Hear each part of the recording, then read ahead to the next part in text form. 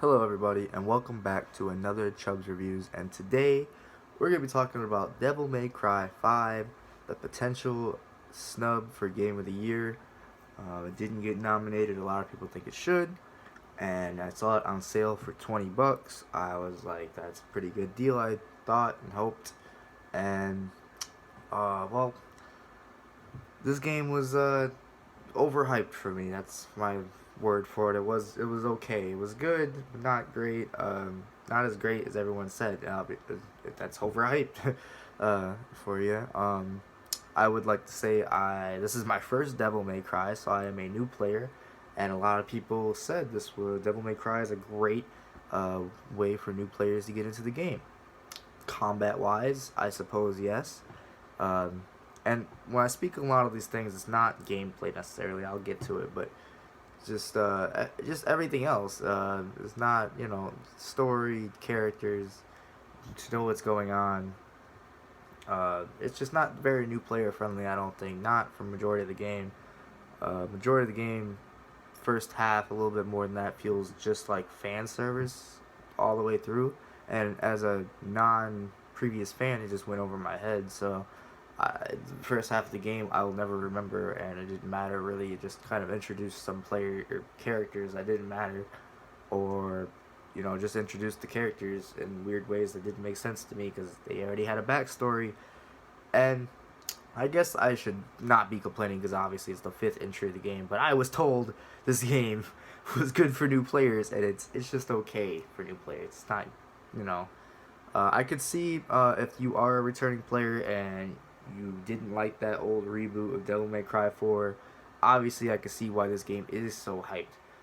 But just if you're a new player, I don't know. This game is not. It's okay. It's about worth. I can't believe this game was charged $60. Okay, first I guess let's just get into the gameplay. Right, we play as three characters. We got Nero, which is basically Edward Elric with a mechanical arm, which is more like an equipment arm. Which there's a bunch of different ones you can pick up. It's like they use different abilities, like you get a flaming sword, or if one makes you dash a little farther and give you better movement, or a bunch of whips come out. This is a hack and slash game. I think we all know Devil May Cry. This is one of the uh, few games that still do hack and slash to this day. It's probably one of the better hack and slash games. Uh, I will mention one that's better than this one to me towards the end, but and you got guns and Nero. You're the character you first play as has the fist we just talked about. He has a revolver that's good, and he has a sword. And you play as V, the mysterious guy, which he just kind of sits back out of combat. And for the long range button, he has a demon bird chicken that talks and is funny, that has long range attacks. And then for his close range attacks, he's a shadow panther that does close range attacks. And then for his superpower ability, he has a big giant goblin that comes down, or Goliath, yeah. V was extremely easy to use. I remember not even getting touched a lot of the times. I played this game on human or normal. I regret that. I kind of wish I would have played it hard. I heard Devil May Cry games were hard, and they threw a lot of bosses at me like it was gonna be hard. But the normal difficulty of this game is not great. Um, I will play through it again. I guess I should do this review after I play through it a second time, but I never do that. Games should be able to balance their normal difficulty, especially a game. I don't know. I just didn't see that coming. Maybe I'm wrong. But either way, the bosses in general, they're cool designs. I didn't really think any of them had cool move sets. Even if I do ramp up the difficulty, I don't think any of the bosses were really designed battle wise that well. And I was kind of like had that in my mind while I was fighting a lot of them. But then it really opened my eyes a lot when you fight the very final phase of the final boss, and it's actually good, and it's like a nice fight, and the music's great, and it's just awesome. That fight, the very final fight of the game, shows why all the rest of the fights in the game aren't that great. And I get that it's like maybe that's the final fight, the rest aren't. But the final fight of the game was the first time I actually had to memorize or notice the enemy's moves, and like wait for them to do their moves and then counter. The other people, I just waited for them to start to attack and then I dodged. I never waited for them to do their combos and then had to attack. It was just some bosses. All the bosses were cool designed, just not very memorable. Very easy. especially with V. That I'm talking about easy because I played V was very easy to use. Uh, and then you get Dante, the legendary Devil Hunter, halfway through the game, and then and he just has so much equipment. I just used. He gets a rocket launcher by the end of the game. I don't know why, but in this game, I already mentioned Nero had his Devil Breaker arms. That's all he gets. He doesn't get to upgrade them. He just gets different versions. That's the only thing he gets. Dante gets a hat, rocket launchers, 3 different type of guns, 2 different type of swords, fist, and it's just so much shit. And half a staff, I don't even know, nunchucks. Like I think I'm mentioning them all actually, but he gets half. He gets half of those 3 weapons at the very end of the game, which this is gonna be my hugest complaint. He gets all 3 of those at the end of the game, which would lead to some replayability, right? This game has a lot of replayability. This game is like 10 hours long for me, first playthrough. It's supposed to have replayability, and to me, this game ends right when it really starts to get good. Like, I'm not gonna spoil the twist or anything, but if you play this, I think you gotta understand. Like, I thought there was gonna be. I didn't think there was gonna be more to the game. I knew I was coming up at the end, but I was so surprised that was the ending. Like, the ending felt like the beginning. Like, we're just getting good, and it's over. It's like, oh, we just solved this one problem, and now we're just moving on. Now that we have all these cool weapons and people's got their forms and everyone's all powerful, we're just moving on now.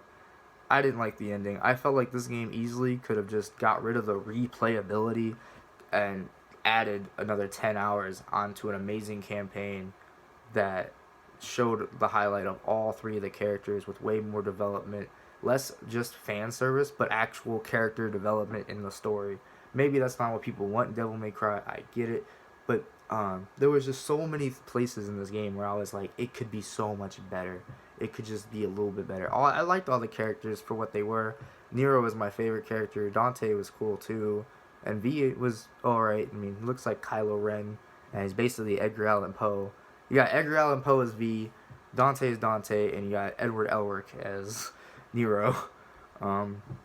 It's a really cool fat cast of demon hunters. You're a demon hunter, fighting demons. But to me, it was very short. Nothing here is gonna be that memorable. It stops right when it's getting good.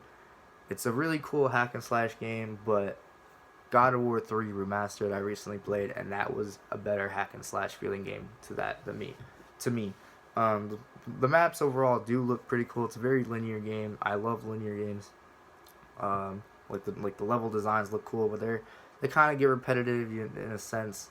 Enemy designs never get that repetitive though.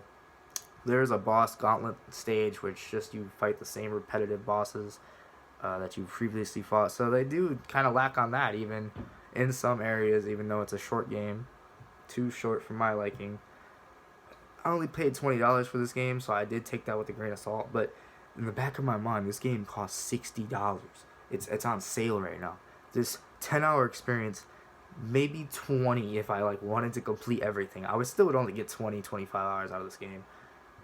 And then they also have the audacity to tease the co-op mode. They think this is so cool to have cameo abilities where you can see other people online fighting as the other characters in the background. Why the hell is there just not co-op where I can sit and play with my brother? I thought about this really hard. Maybe it's because we'd be too strong, but just make the enemies better designed. There's, just take away some more abilities. I don't know, or just let us be strong. Let me play co-op. There are 3 demon hunters in this game, or devil hunters, whatever they call them.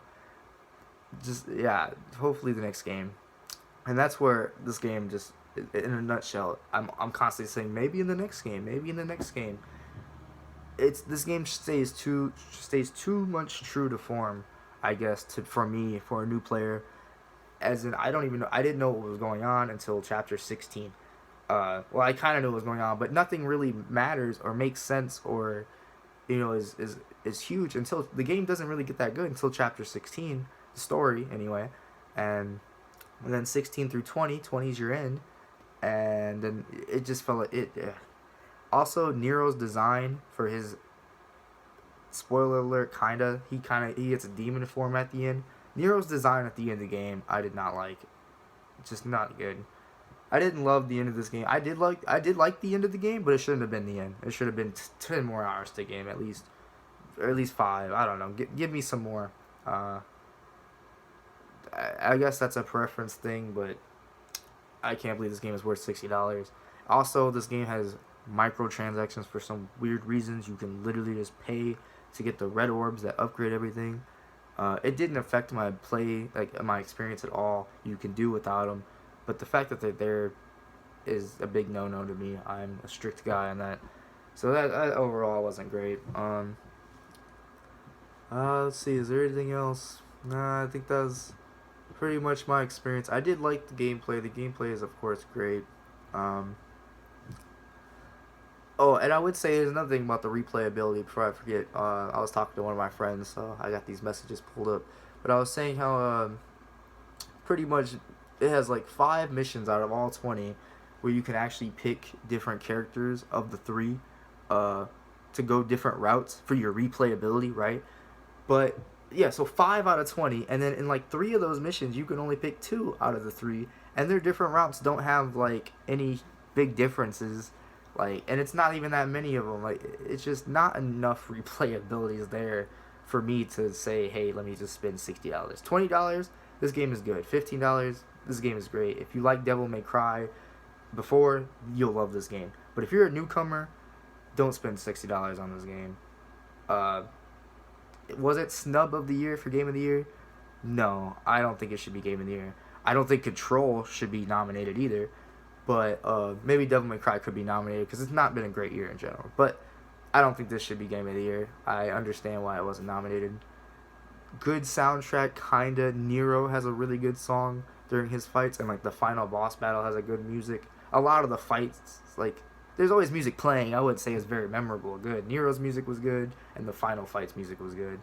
Everything else was okay. I don't think that counts as a good soundtrack. I've heard better. Last of Us had a better soundtrack. I did like the world designs around. I like the characters. Not a lot of story going on. I like the gameplay. Not enough replayability for me, and only about a 10-hour game. I am a Devil May Cry fan though. This did get me more interested in the series. I'm looking forward to this going on, and I understand why people are way happy that emo Dante is no longer that. Um, Anyway, my final rating for this game uh, is a few different ones. My personally is a 7 out of 10. This will go on my scale as a 7 out of 10. A very high 7 out of 10. It almost got an 8, but not quite. I would say if you're a Devil May Cry fan, this is an 8 or a 9 even, but not for me. It was just a 7, a really strong 7, probably one of my highest 7s. But yeah, thanks so much for watching. Let me know if you guys agree, disagree. Also take in mind, are you an old time Devil May Cry fan? Are you new? I'm brand new to the series, and this game just was okay. It was a 7. Let me know what you think. Thanks for watching. Please like, comment, subscribe. Stay tuned for the next one. Peace out.